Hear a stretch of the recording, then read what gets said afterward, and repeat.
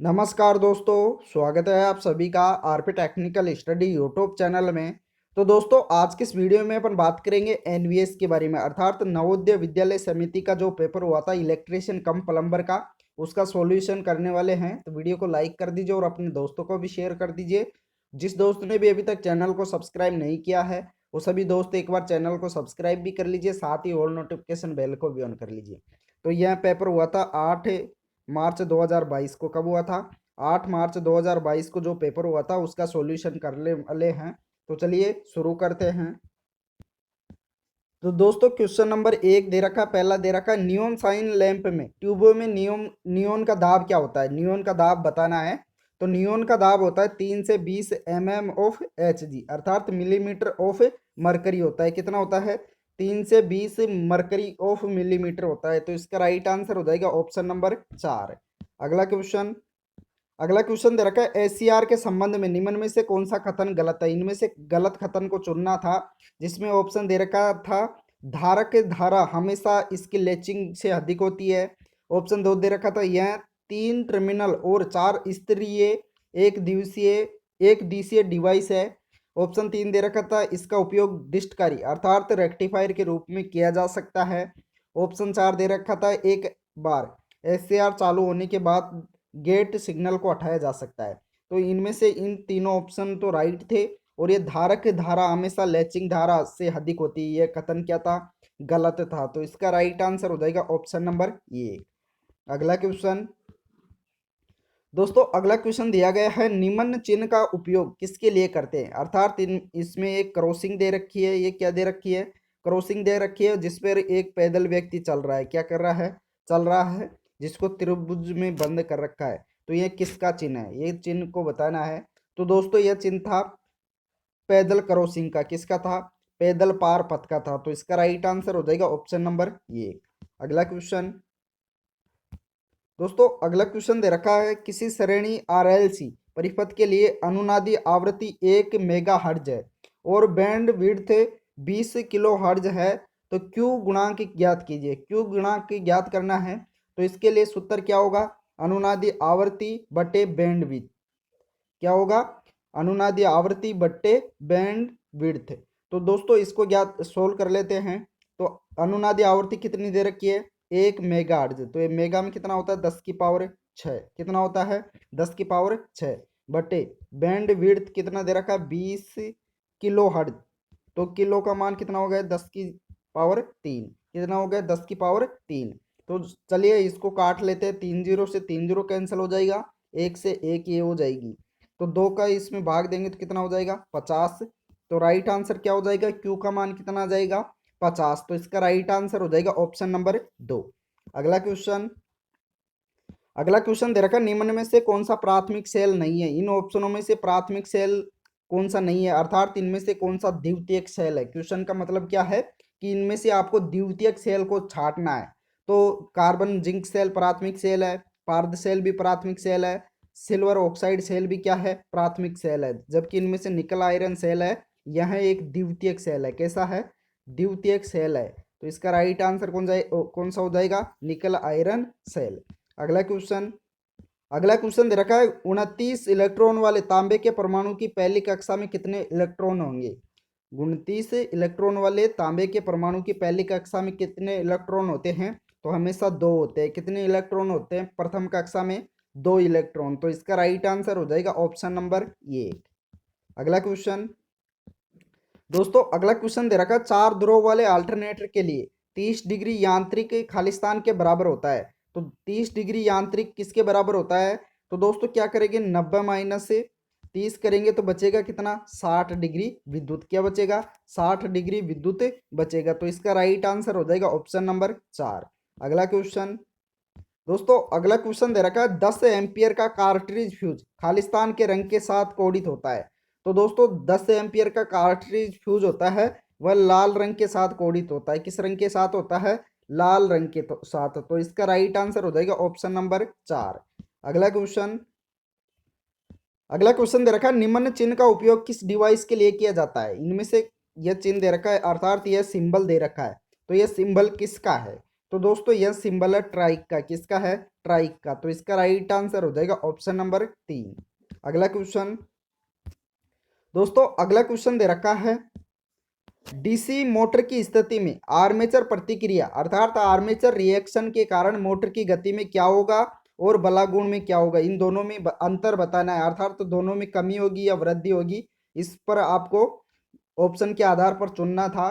तो दोस्तों अगर डीसी मोटर की स्थिति में आर्मेचर प्रतिक्रिया के कारण मोटर की गति में क्या होगी, वृद्धि होती है, और बलागुण में क्या होती है, कमी होती है। अगर एक डीसी मोटर में आर्मेचर रिएक्शन होता है, क्या होता है, आर्मेचर रिएक्शन होता है, तो मोटर की गति में क्या होती है, वृद्धि होती है। मोटर की गति में क्या होती है, वृद्धि होती है, और बलागुण क्या हो जाता है, कमी हो जाती है। तो इसका राइट आंसर हो जाएगा ऑप्शन नंबर 3। अगला क्वेश्चन, अगला क्वेश्चन दे रखा है निम्न में से कौन सी यूनिवर्सल मोटर की एक विशेषता नहीं है, इनमें से यूनिवर्सल मोटर की विशेषता कौन सी नहीं है, हल्का वजन, सुसंबद्ध आकार, निम्न स्टार्टिंग बलागुण या उच्च गति। तो दोस्तों इनमें से कौन सी विशेषता नहीं है, आपको क्या बताना है कि इनमें से कौन सी विशेषता नहीं है। तो हल्का वजन हो सकता है, सुसंबद्ध आकार भी हो सकता है, उच्च गति भी हो सकती है, जबकि इनमें से निम्न स्टार्टिंग बलागुण नहीं होता है यूनिवर्सल मोटर का। तो राइट आंसर हो जाएगा ऑप्शन नंबर 3, यह इसकी विशेषता नहीं है। दोस्तों अगला क्वेश्चन दे रखा है 1 एम्पियर घंटा विद्युत किसके बराबर होती है, इनमें से आपको बताना था कि 1 एम्पियर घंटा विद्युत है वह किसके बराबर होती है। तो दोस्तों इसका राइट आंसर हो जाएगा 3600 कुलाम के बराबर होता है। 1 एम्पियर घंटा विद्युत किसके बराबर, अर्थात 1 AH बराबर क्या होता है, 3600 कुलाम होता है। क्या होता है, 3600 कुलाम होता है। तो इसका राइट आंसर हो जाएगा ऑप्शन नंबर 1। अगला क्वेश्चन, अगला क्वेश्चन दे रखा है छोटे यूनिवर्सल मोटर की दक्षता किस क्रम में होती है, अर्थात छोटी यूनिवर्सल मोटर होती है उसकी दक्षता बतानी थी। तो दोस्तों छोटी यूनिवर्सल मोटर होती है उसकी दक्षता होती है 20 से 30%, लगभग कितनी होती है, 20 से 30% के बीच में होती है। तो इसका राइट आंसर हो जाएगा ऑप्शन नंबर 1। अगला क्वेश्चन, अगला क्वेश्चन दे रखा है निम्न में से सत्य व असत्य कथनों का निर्धारण कीजिए, इनमें से आपको सत्य व असत्य को छांटना है। जिसमें एक नंबर पर दे रखा है तांबे की चालकता एल्यूमिनियम की चालकता से क्या होती है, बेहतर होती है। और दूसरे नंबर पर दे रखा है एल्यूमिनियम का घनत्व तांबे के घनत्व से अधिक होता है। तो इन दोनों में से कौन सा सत्य है व कौन सा असत्य है, यह छांटना था। जिसमें पहले नंबर पर दे रखा है तांबे की चालकता होती है वह एल्यूमिनियम की चालकता से क्या होती है, बेहतर होती है। तो ये तो क्या हो गया, सत्य हो गया। क्या होता है, ये सही बात है कि तांबे की चालकता होती है वह एल्यूमिनियम की चालकता से बेहतर होती है। और दूसरे नंबर पर दे रखा है कि एल्यूमिनियम का घनत्व तांबे के घनत्व से अधिक होता है। तो ये असत्य है, ये क्या है, असत्य है। अर्थात जो एल्यूमिनियम का घनत्व होता है वह तांबे के घनत्व से कम होता है। क्या होता है, कम होता है। तो पहला तो क्या हो गया, सत्य, और दूसरा हो गया असत्य। तो इसका इस प्रकार से इसका राइट आंसर हो जाएगा ऑप्शन नंबर 1। पहला हो गया सत्य, दूसरा हो गया असत्य। तो राइट आंसर हो जाएगा ऑप्शन नंबर 1। अगला क्वेश्चन दोस्तों, अगला क्वेश्चन दे रखा है किसी सज्जा श्रेणी में 5 वोल्टेज के लैंप का उपयोग किया जाता है। यदि आपूर्ति वोल्टेज 230 वोल्टेज है तो श्रेणी में कितने लैंपों की आवश्यकता होगी। आपको श्रेणी में जुड़े लैंपों की आवश्यकता के बारे में बताना है कि कितने लैंपों की आवश्यकता होगी। तो इसमें क्या दे रखा है, आपूर्ति वोल्टेज दे रखा है, वह प्रत्येक वोल्टेज का लैंप दे रखा है। तो आपको क्या करना है, आपूर्ति वोल्टेज में प्रत्येक वोल्टेज का लैंप का भाग देना है। अर्थात 230 में 5 का भाग देना था, जिसमें अगर इसका भाग देंगे तो राइट आंसर कितना हो जाएगा, 46। तो राइट आंसर हो जाएगा ऑप्शन नंबर 3। अगला क्वेश्चन, अगला क्वेश्चन दे रखा है अमेरिकन वायर गेज में तार के व्यास को किस में दर्शाया जाता है। तो दोस्तों जो SWG तार होता है उसको किस में दर्शाया जाता है, mm में। और इसमें दे रखा है मील में। AWG तार होता है उसको उसका व्यास किस में दर्शाते हैं, मील में, ना कि। अगला क्वेश्चन दे रखा है एडिसन स्क्रू लैंप होल्डर खालिस्तान वाट क्षमता वाले लैंप के लिए अनुशंसित होते हैं। 100 वाट से कम है, 200 वाट से अधिक और 300 वाट से कम है, या 300 वाट से अधिक है, या 100 वाट से अधिक और 150 वाट से कम। तो जो एडिसन स्क्रू लैंप होते हैं, लैंप होल्डर होते हैं, वे होते हैं 200 वाट से 300 वाट के बीच में कम होते हैं। क्या होते हैं, 200 वाट से अधिक होते हैं और 300 वाट से कम होते हैं। और अगर यहाँ गोलियत एडिशन, क्या, अगर यहाँ क्वेश्चन में Goliath Edison screw lamp holder आ जाता तो उसके लिए हो जाता 300 वाट से अधिक के लिए उपयोग में लिया जाता है Goliath Edison screw lamp holder. तो इस प्रकार से इसका राइट आंसर हो जाएगा ऑप्शन नंबर 2। अगला क्वेश्चन दोस्तों, अगला क्वेश्चन दे रखा है, उस संधारित्र की धारिता कितनी होगी जिसे 25 वोल्टेज तक चार्ज करने के लिए 0.5 कूलम्ब की आवश्यकता होती है। तो इसका राइट आंसर कौन सा होगा इनमें से? तो दोस्तों, जब आपको क्या ज्ञात करके बताना है, धारिता अर्थात कैपेसिटेंस ज्ञात करके बताना है। तो कैपेसिटेंस ज्ञात करने के लिए फॉर्मूला क्या होगा, क्यू बटे वी। क्या होगा, क्यू बटे वी अर्थात आवेश बटे वोल्टेज। तो आवेश कितना दे रखा है, आवेश दे रखा है 0.5 कूलम्ब। तो 0.5 बटे वोल्टेज कितना दे रखा है, 25 वोल्टेज। तो 25 का भाग देंगे, इसमें क्या देंगे, 25 का भाग देंगे 0.5 में। तो इसका राइट आंसर हो जाएगा 0.02 फेरेड। राइट आंसर हो जाएगा ऑप्शन नंबर 4। तो अगला क्वेश्चन दे रखा है, किसी कुंडली के प्रेरकताओं का वह लगभग मान ज्ञात कीजिए जिससे कि इसमें 40 किलो हर्ट्ज की आवृत्ति पर 628 ओम का प्रतिघात हो। तो आपको क्या ज्ञात करके बताना है, प्रेरकताओं ज्ञात करके बताना है अर्थात इंडक्टेंस ज्ञात करके बताना है। तो फटाफट से बताइए, आप भी कमेंट करके बता सकते हैं कि इसका राइट आंसर कैसे निकलेगा। तो दोस्तों, आपको प्रतिघात दे रखा है, क्या दे रखा है, रिएक्टेंस दे रखा है। तो अगर प्रेरकता और रिएक्टेंस ज्ञात करते हैं तो इसके लिए फॉर्मूला होता है 2πf_L।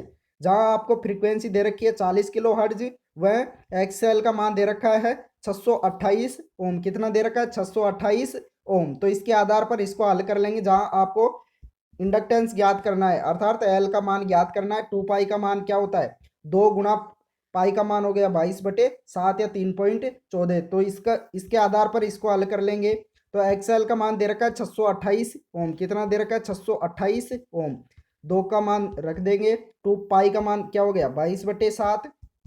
वह फ्रीक्वेंसी कितना दे रखा है, 40 किलो हर्ज। तो 40 गुणा 10⁻3, किलो का मान क्या होता है 10⁻3 गुणा एल ज्ञात करना है। आपको क्या ज्ञात करना है, एल ज्ञात करना है। तो इस आधार पर इसको हल कर लेंगे, क्या कर लेंगे, इसको हल कर लेंगे। तो राइट आंसर हो जाएगा आपके पास 2.5 मिली हेनरी। राइट आंसर हो जाएगा ऑप्शन नंबर 2।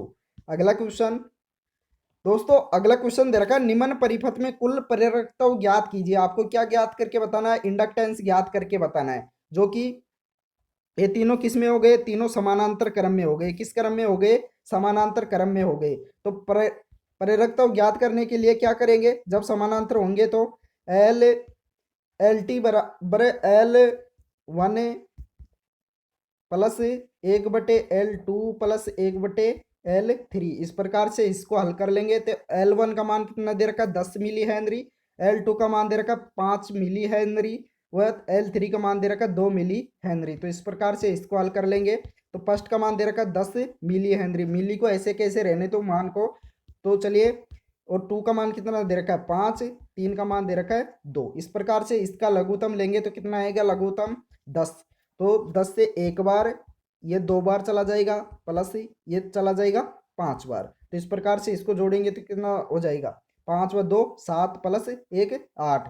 तो 8/10। जब इसको उल्टा करेंगे तो क्या आ जाएगा, 10/8। इसमें भाग देंगे तो कितना जाएगा, 1.25 मिली हेनरी। तो राइट आंसर हो जाएगा ऑप्शन नंबर 4।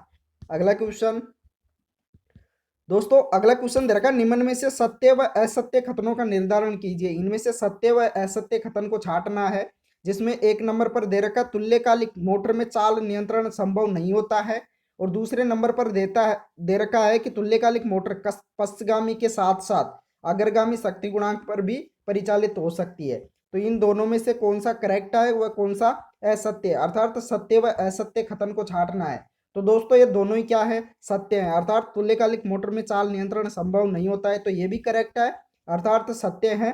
और तुल्यकालिक मोटर पश्चगामी के साथ साथ अग्रगामी शक्ति गुणांक पर भी परिचालित हो सकती है। तो दोनों ही सही है। तो इसका राइट आंसर हो जाएगा, दोनों ही सत्य हैं। तो राइट आंसर हो जाएगा ऑप्शन नंबर 1। अगला क्वेश्चन दोस्तों, अगला क्वेश्चन दे रखा है, लेड एसिड सेल में खालिस्तान के पेस्ट का उपयोग पाउडर प्लेट्स में सक्रिय पदार्थ के रूप में किया जाता है। तो किसका किया जाता है, तो इसका राइट आंसर हो जाएगा PbO2 का। किसका करते हैं, PbO2 का। तो राइट आंसर हो जाएगा ऑप्शन नंबर 2। अगला क्वेश्चन दोस्तों, अगला क्वेश्चन दे रखा है, दर्पण तुलना अर्थात मिरर स्केल्स की सहायता से मापक यंत्रों में किस प्रकार की त्रुटि को दूर किया जा सकता है। तो इसका राइट आंसर हो जाएगा लंबन त्रुटि को। किस त्रुटि को, लंबन त्रुटि को। तो राइट आंसर हो जाएगा ऑप्शन नंबर 4। अगला क्वेश्चन दे रखा, आई नियमों के अनुसार भवनों में प्रयुक्त कम और मध्यम वोल्टेज लाइनों का ऊर्ध्वाधर अंतराल अर्थात वर्टिकल क्लियरेंस कम से कम कितना होना चाहिए? तो दोस्तों कम से कम होना चाहिए 2.5 मीटर। कितना होना चाहिए? 2.5 मीटर कम से कम होना चाहिए। तो इसका राइट आंसर हो जाएगा ऑप्शन नंबर 1। अगला क्वेश्चन दे रखा, मानव शरीर के लिए कानों के बीच आंतरिक प्रतिरोध होता है। कानों के बीच आंतरिक प्रतिरोध कितना होता है? तो दोस्तों दोनों कानों के बीच में प्रतिरोध होता है आंतरिक 100 ओम होता है। कितना होता है दोनों कानों के बीच में? 100 ओम होता है। तो इसका राइट आंसर हो जाएगा ऑप्शन नंबर 2। अगला क्वेश्चन दे रखा है, किसी 6 ध्रुव 50 हर्ट्ज 3 कला प्रेरण मोटर की सर्पण गति 40 आरपीएम है। तो प्रतिशत सर्पण ज्ञात कीजिए। क्या ज्ञात करके बताना है आपको? प्रतिशत सर्पण अर्थात स्लिप ज्ञात करके बताना है। तो सबसे पहले क्या करेंगे, इसकी तुल्यकालिक गति निकालेंगे। तो तुल्यकालिक गति निकालने के लिए क्या करेंगे, एन बराबर एफ इंटू 120 बटे पी। पी का मतलब हो गया पोल्स की संख्या, एफ का मतलब हो गया फ्रीक्वेंसी। तो फ्रीक्वेंसी कितनी दे रखी है? 50 हर्ट्ज। तो 50 गुणा 120 बटे पोल्स की संख्या दे रखा है 6। तो इस प्रकार से इसको हल करेंगे तो कितना जाएगा? 6 दूना 12, 20 बार चला जाएगा। 50 को 20 से गुणा करेंगे तो कितना आ जाएगा? 1000। तो इसकी तुल्यकालिक गति कितनी हो गई? 1000। तो जब आपको यहाँ स्लिप गति दे रखी है अर्थात स्लिप स्पीड दे रखी है 40, तो नीचे आ जाएगा तुल्यकालिक गति आती है अर्थात एनएस आता है। तो 1000 गुणा 100 इस प्रकार से स्लिप ज्ञात कर लेंगे। तो 2 जीरो से 2 जीरो कैंसिल हो जाएगा, 1 जीरो से 1 जीरो कैंसिल हो जाएगा, बचेगा क्या? 4। तो 4% इसका करेक्ट आंसर हो जाएगा। राइट आंसर हो जाएगा ऑप्शन नंबर 1। अगला क्वेश्चन दोस्तों, अगला क्वेश्चन दे रखा, श्रेणी ये वाली आग होती है वह अत्यधिक प्रभावी समन कर्मक अर्थात एक्सक्यूसिंग एजेंट कौन सा है इनमें से? तो दोस्तों इसका राइट आंसर हो जाएगा जल होता है अर्थात वाटर होता है। तो इसका राइट आंसर हो जाएगा ऑप्शन नंबर 1। अगला क्वेश्चन दे रखा है, किसी प्रेरण परिपथ में 6 ओम का प्रतिरोध है जिसमें 8 ओम प्रतिघात वाला प्रेरकत्व है। तो परिपथ की प्रतिबाधा ज्ञात कीजिए। आपको क्या ज्ञात करके बताना है? इंपीडेंस ज्ञात करके बताना है। तो जब आपको प्रतिघात दे रखा है, प्रेरकत्व प्रतिघात दे रखा है, वो प्रतिरोध दे रखा है, तो किस प्रकार से इंपीडेंस ज्ञात करेंगे? तो इसका सूत्र हो जाएगा जेड बराबर अंडर रूट आर का स्क्वायर प्लस एक्सएल का स्क्वायर। इस सूत्र से इसको हल कर लेंगे। इस प्रकार से इसको हल करेंगे तो आर का सबसे पहले क्या करेंगे, जेड ज्ञात करना है अपन को, इंपीडेंस ज्ञात करना है। आर कितना दे रखा है? 6। तो 6 का स्क्वायर हो जाएगा प्लस प्रतिघात कितना दे रखा है? 8 ओम। तो 8 का स्क्वायर हो जाएगा। इस प्रकार से 6 का कितना होगा? 36 व 8 का कितना होगा? 64। तो जब इसको अंडर रूट में करेंगे तो कितना हो जाएगा? दोनों को जोड़ेंगे तो 100। जब इसको राइट आंसर क्या हो जाएगा? 10 ओम। राइट आंसर हो जाएगा ऑप्शन नंबर 4। इस प्रकार से इसको हल कर लेंगे। चलिए अगला क्वेश्चन दे रखा, इलेक्ट्रिशियन के टांके अर्थात सोल्डर का सही संगठक क्या होता है? तो दोस्तों सोल्डर के लिए होता है टिन की मात्रा 60% होती है और लेड की मात्रा होती है 40%। इस प्रकार से इसका करेक्ट आंसर हो जाएगा ऑप्शन नंबर 1 अर्थात टिन के लिए 60 और लेड के लिए 40% होती है।